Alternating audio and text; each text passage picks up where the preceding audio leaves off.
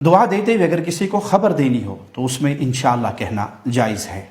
آئیے رسول اللہ صلی اللہ علیہ وسلم کی ایک مبارک حدیث سنتے ہیں جو صحیح بخاری میں 3616 نمبر ابن عباس رضی اللہ عنہما بیان کرتے ہیں کہ رسول اللہ صلی اللہ علیہ وسلم ایک دیہاتی اعرابی کی عیادت کے لیے تشریف لے گئے۔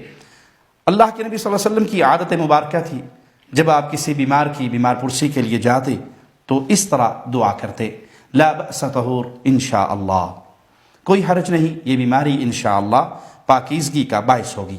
آپ نے یہی دعا اس اعرابی کو بھی دی، لا بأس طہور انشاءاللہ، کوئی حرج نہیں، اگر اللہ نے چاہا تو یہ گناہوں کی معافی کا سبب ہوگا۔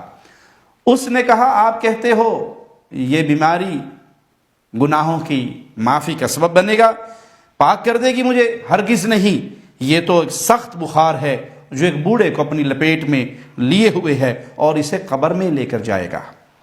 نبی کریم صلی اللہ علیہ وسلم نے فرمایا فنعم اذن، ہاں اب ایسا ہی ہوگا۔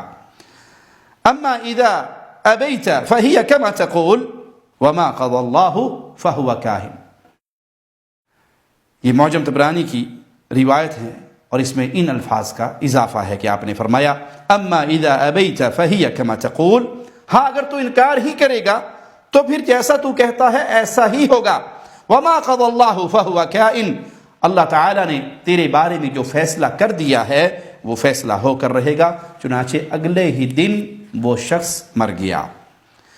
ابن عمر رضی اللہ عنہما بیان کرتے ہیں اور یہ روایت ابو داؤد میں 2357 نمبر کہ رسول اللہ صلی اللہ علیہ وسلم جب روزہ افطار کرتے تو یہ دعا پڑھتے، ذهب الظمأ وابتلت العروق وثبت الاجر انشاءاللہ، پیاس بجھ گئی، رگیں تر ہو گئی، اللہ نے چاہا تو اجر بھی ثابت ہو گیا۔ تو دعا میں جب خبر دینی ہو تو اس میں انشاءاللہ کہنا جائز ہے۔